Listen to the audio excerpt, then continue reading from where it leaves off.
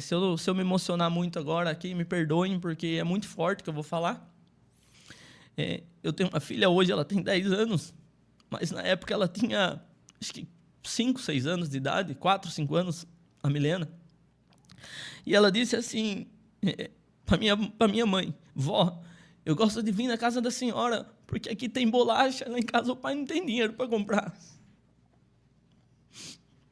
Isso para mim, meu Deus, a gente não entende isso. Se a gente for questionar os processos que a gente passa. Quando Jesus leva os discípulos por meio da tempestade, Jesus não fala para os discípulos que ia ter tempestade no meio, porque senão talvez alguns deles nem no barco entraria. Se Jesus contasse as provas que a gente vai passar, talvez a gente não entraria. Mas aí, Deus é tão tremendo e cuida da gente nos mínimos detalhes, por isso que a gente tem que se entregar mesmo, sem reserva, sem medida. E minha mãe contou isso pra gente, falou que a Milena tinha falado que ela gostava de ir na casa dela, porque lá tinha bolacha e em casa não tinha. E naquele momento eu passava por um momento difícil e eu tinha orado a Deus, falei: Senhor, o Senhor sabe de tudo, está tudo nas suas mãos. Em nenhum momento eu maldizei, em nenhum momento eu maldizei o nome do Senhor, em nenhum momento eu falei que ia largar tudo. Eu estava ali firmado no propósito que eu tinha, firmado naquilo que eu estava vivendo. Eu estava apaixonado pela presença, vivendo aquilo. Eu tinha um quartinho de oração dentro de uma casa. E eu olhava a geladeira vazia, o armário cheio. Eu ia lá 11 horas da noite, dobrava meu joelho nesse quartinho de oração. E adorava, e louvava, e cantava.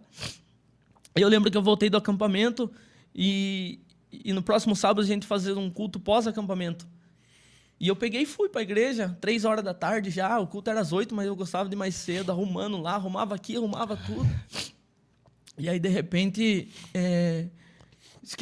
foi esquecido um violão em casa. Parece que todo o propósito de Deus, né? Foi esquecido um violão que estava em casa. E eu fui buscar o violão com um amigo lá.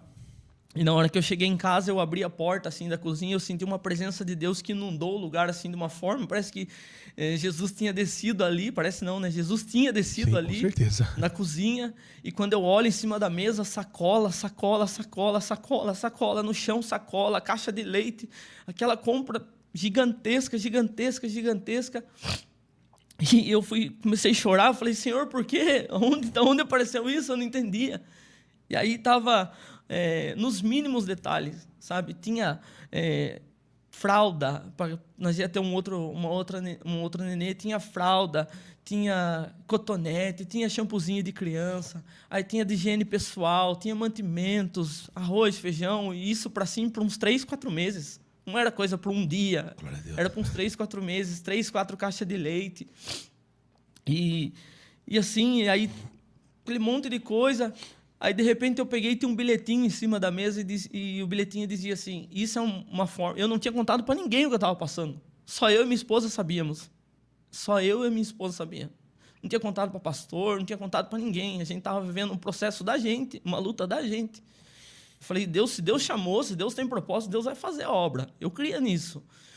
E aí, naquele dia, tinha um papelzinho escrito assim: isso foi uma maneira da gente agradecer por tudo que você tem feito pela gente. É aí que a gente fala da gente ser uma referência para uma geração.